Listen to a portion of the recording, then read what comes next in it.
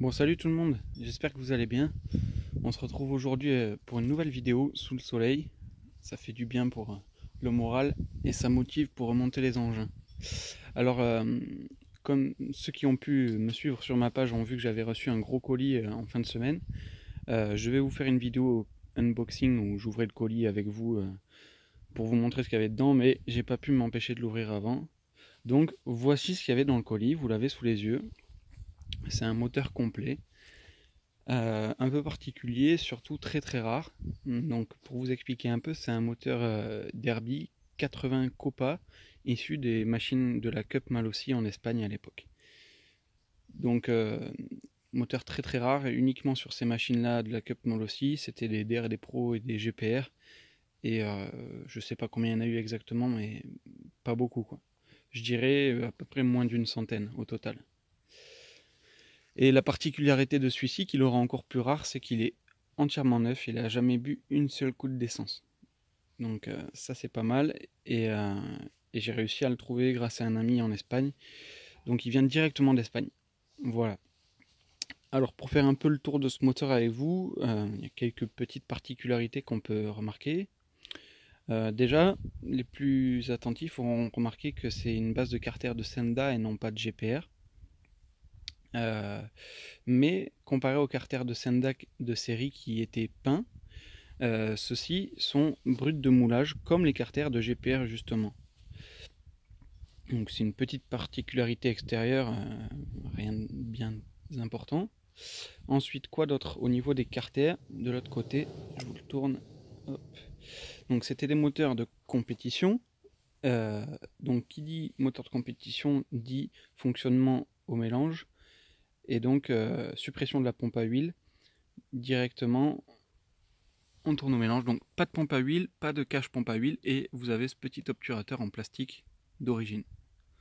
Voilà, donc ça, d'un point de vue extérieur, c'est à peu près tout ce qu'on peut noter. Bon, le carter d'embrayage, lui aussi, n'est pas peint, il est pareil, brut de moulage, comme le reste. Voilà. Donc voilà, moteur de la Cup Malossi, donc pipe d'admission Malossi, un carbu Dell'Orto VHST 28. Alors pour ceux qui se demandent pourquoi ce choix de carbu, en fait c'était les carbus qui étaient montés sur ces moteurs-là à l'époque.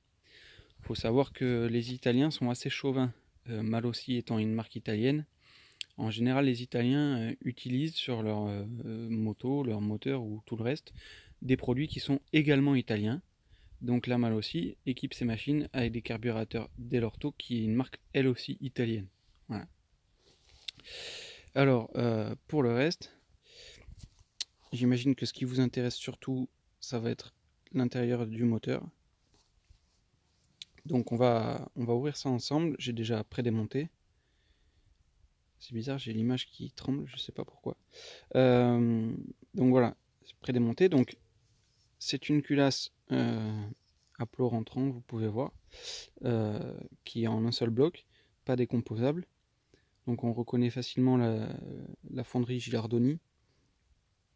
Ça ressemble un peu à des cylindres de Polini exactement. Voilà, donc pour ce qui est du diamètre, c'est un diamètre 47,6 par une course 44, donc ça donne 78 cm3 réellement. Voilà, donc la culasse on a vu, et ensuite il y a le cylindre, donc là il y a la durite. Hop, je vais vous le sortir pour vous montrer un peu. Hop, une mince taille dedans, voilà. Alors, le cylindre, donc déjà d'un point de vue extérieur, voilà, estampillé Derby de ce côté-ci, tac, voilà. Alors, il y a marqué Rabassa dessous. S'il y en a qui se demandent ce que c'est, en fait, Rabassa, c'est le nom de famille du créateur de la marque Derby, tout simplement. Et Derby, tant que j'y suis, je vous explique aussi, Derby, c'est un mot qui est apparu, en fait, du rapprochement de deux mots. Ça voulait dire derivado de bicicleta. Donc vous avez le der et le bi de chacun des mots. Donc voilà. Alors d'un point de vue extérieur, on peut voir au niveau de l'échappement que c'est assez large, il y a du volume. Et effectivement, à l'intérieur, en fait, on a deux boosters. Oh, je ne sais pas si j'arriverai à bien vous montrer. Là voilà, on les voit. Donc voilà. Le cylindre après en termes de finition, c'est pas exceptionnel du tout. Mais bon, J'imagine que le cahier des charges était comme ça peut toujours se rattraper au Dremel, on verra. Donc voilà, l'embase relativement soft. Voilà, que vous dire de plus? Donc le cylindre, voilà, hop, tout neuf. Le piston, Villebrequin, c'est un Metrakit, on peut le voir, hop, c'est marqué sur la bielle, si vous le voyez, tac.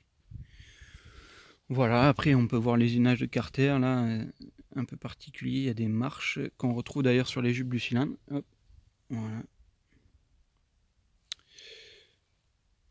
Voilà, que vous dire de plus? Je crois qu'on a fait le tour doucement. Donc avec un allumage PVL, toute une configuration complète. Voilà, donc c'était pour vous présenter ce moteur.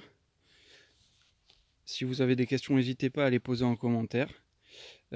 Pour ceux qui veulent savoir qu'est-ce que je ferai de ce moteur et dans quoi je vais le monter, donc il va aller dans une partie cycle de DRD Pro que j'ai. Et je vais essayer, si possible, de me rapprocher du modèle Copa ou du moins de m'en inspirer. Donc voilà, la suite prochainement. Allez, je vous dis à bientôt. Ciao, ciao.